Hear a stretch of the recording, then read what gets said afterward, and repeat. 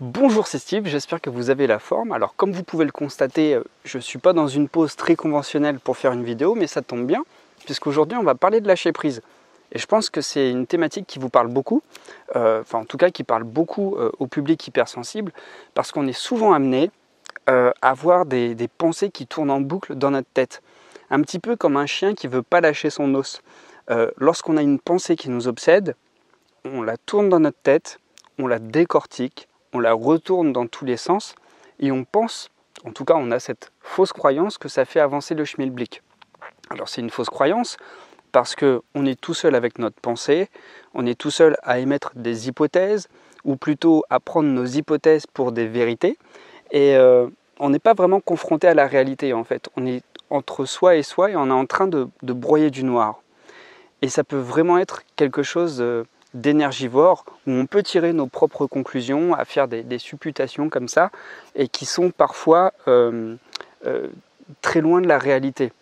Et ça doit vous arriver certainement, moi ça m'arrive lorsque je m'aperçois que j'hypermentalise trop, lorsque je suis confronté à la réalité, je me dis que j'ai forcément eu tort d'hypermentaliser comme ça parce qu'à chaque fois ça me dessert complètement, ça ne me rend pas du tout service.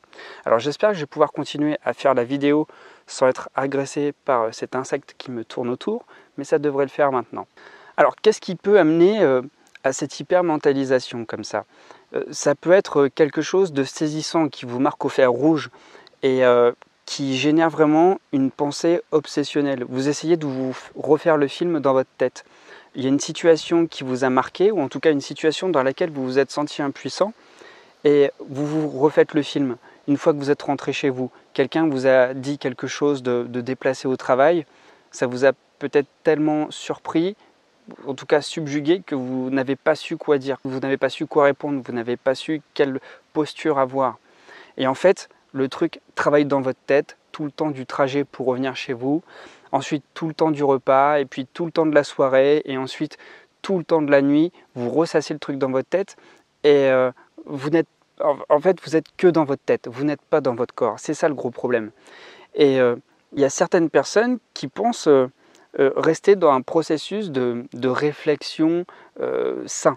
Mais ce n'est pas du tout le cas, parce que c'est vraiment énergivore, cette hypermentalisation. Sans compter sur le fait que ça ne va pas forcément vous apporter de réponses précises.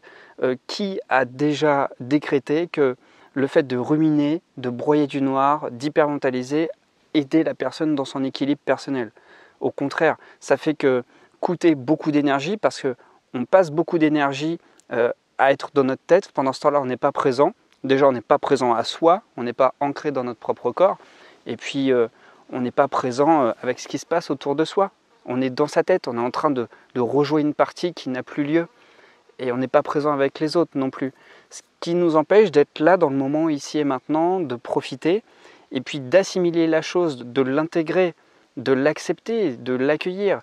Et puis peut-être, une fois qu'on l'a accueilli, on est déjà dans un processus de résilience, c'est-à-dire qu'on est dans l'acceptation.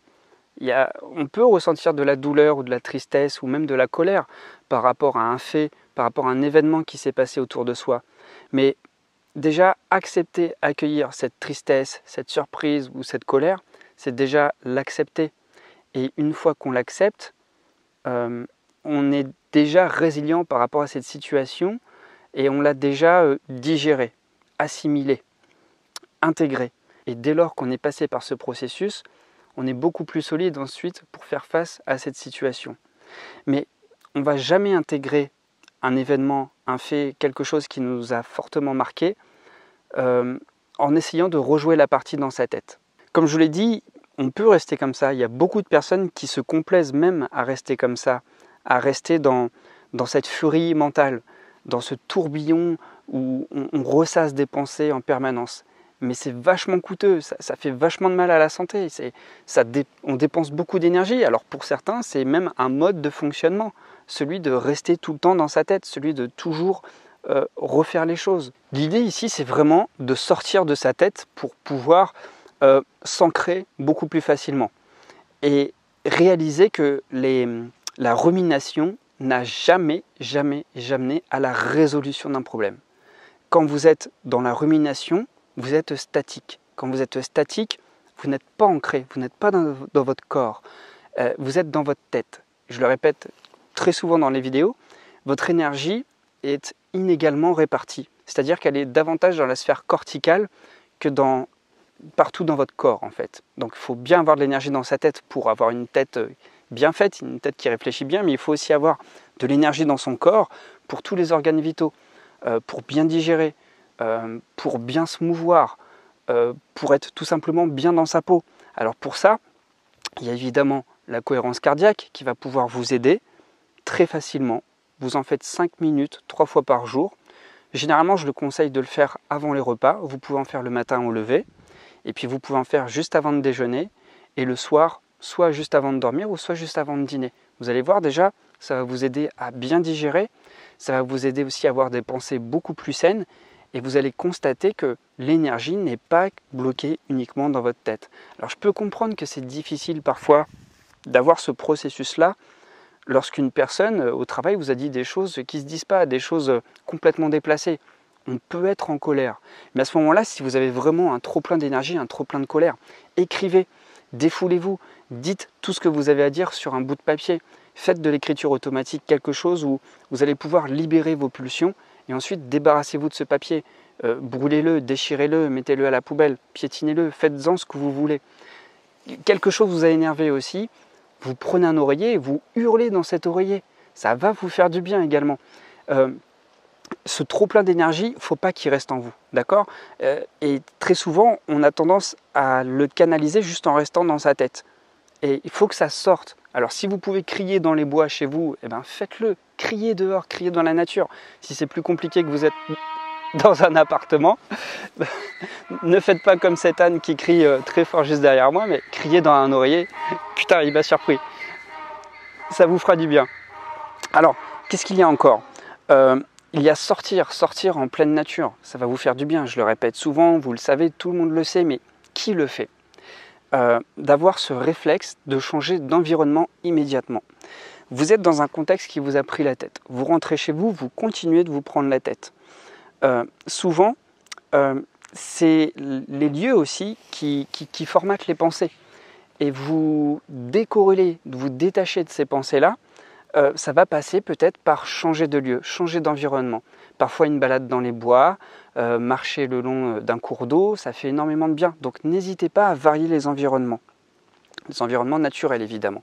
Il y a l'activité physique, pour la colère ça peut faire du bien aussi. Lorsque vous êtes d'un tempérament triste suite à des événements qui se répètent, qui ne sont pas très joyeux, l'activité physique, ça va activer la dopamine, ça va vous faire du bien aussi, ça va vous énergiser. Donc n'hésitez pas non plus à mettre votre corps en mouvement. Votre corps, c'est votre véhicule, c'est votre plus fidèle compagnon. Prenez-en soin, vous en avez besoin. Donc pour vous ancrer, pour être bien présent à vous, sortir de votre tête, mobilisez votre corps, ça va vous faire du bien, quelle que soit l'activité.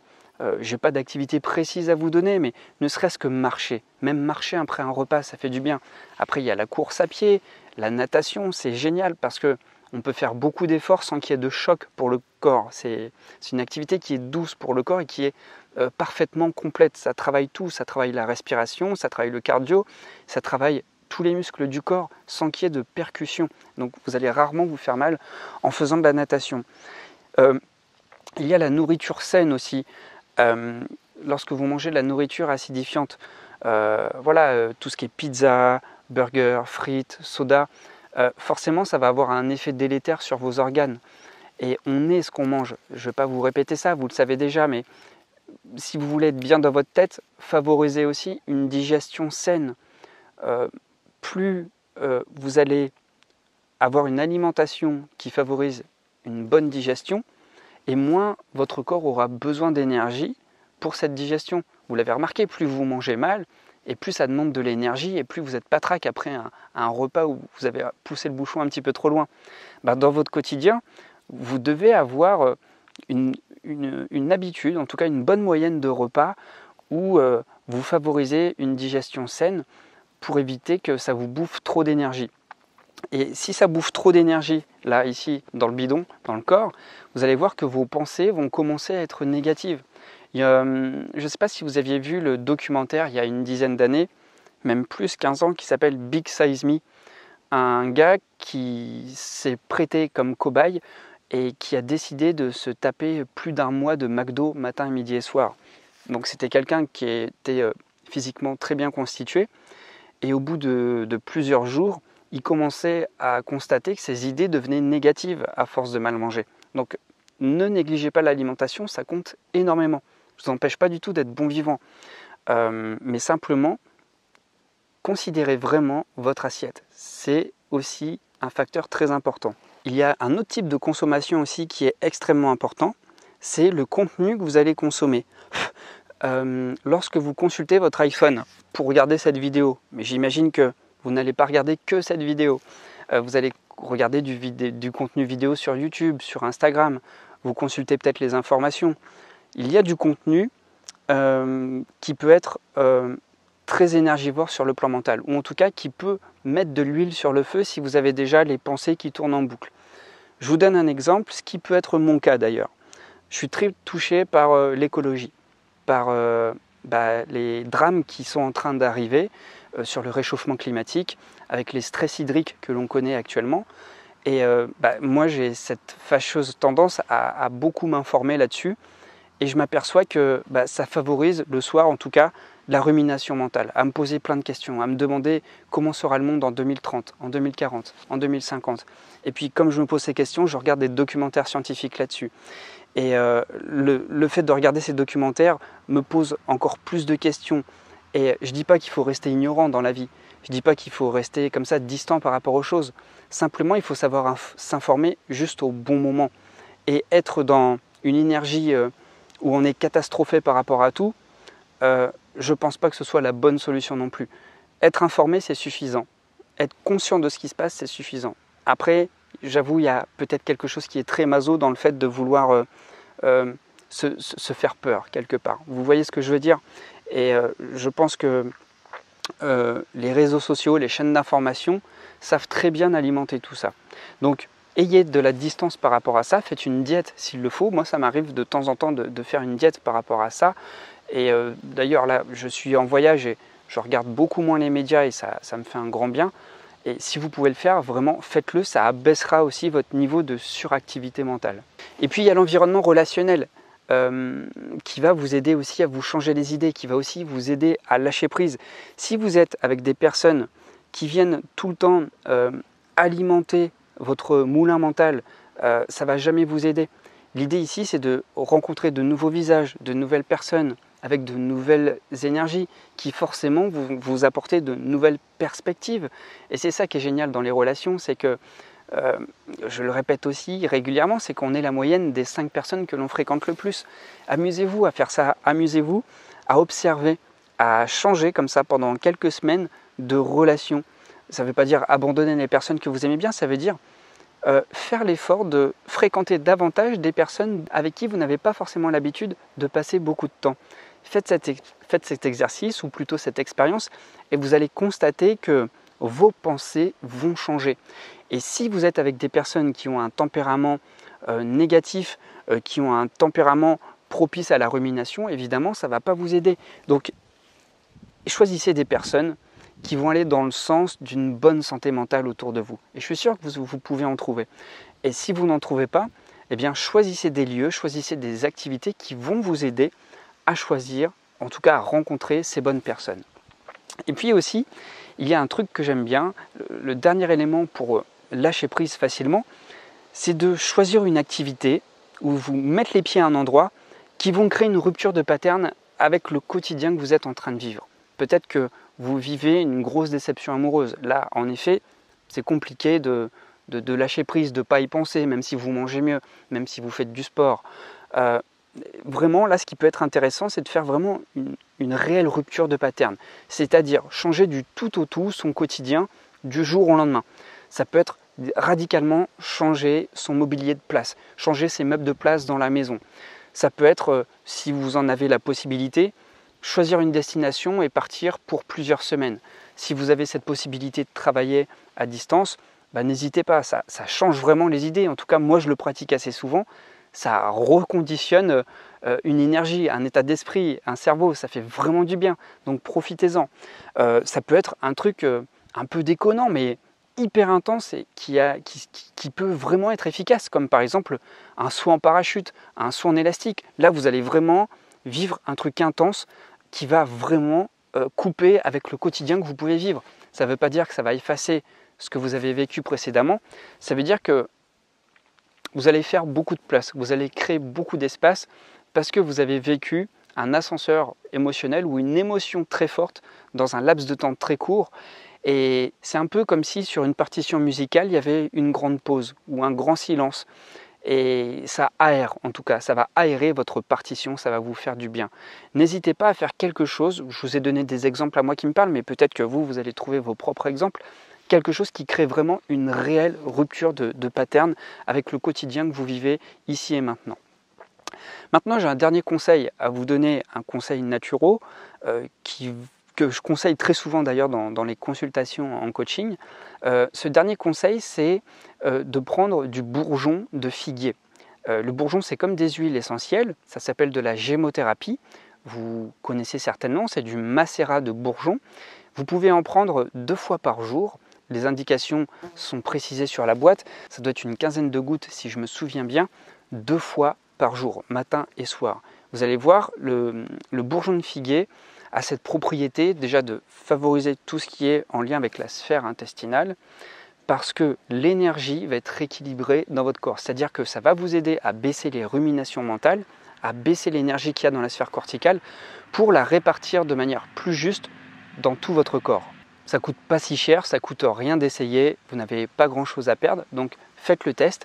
Et puis, n'hésitez pas à me donner des retours dans les commentaires. Si cette vidéo vous a plu, n'hésitez pas à la partager. N'hésitez pas à sensibiliser votre entourage aussi s'il y a d'autres personnes autour de vous qui ont les symptômes de l'hypersensibilité mais qui ne savent pas trop de quoi il s'agit. Et puis, si vous souhaitez être accompagné durant un coaching, n'hésitez pas à cliquer sur le lien dans la description de la vidéo. Tout est indiqué sur ce lien. Une fois que vous avez fait votre réservation de coaching, je vous propose 3 dates et ensuite on se voit en visio. Voilà, c'était tout pour cette vidéo. Je vous remercie beaucoup. Là, je suis en Dordogne. Il fait extrêmement chaud. Là, c'était la journée la plus chaude de la semaine. Je crois qu'il a fait 40 degrés aujourd'hui. Je vais retourner dans la petite cabane que vous voyez derrière moi. C'est là que je loge, là, pour quelques jours. Et maintenant que cette vidéo est faite, j'ai plus qu'à la monter et à la programmer. Voilà, je vous remercie beaucoup et je vous dis à très vite. Prenez bien soin de vous. Ciao, ciao.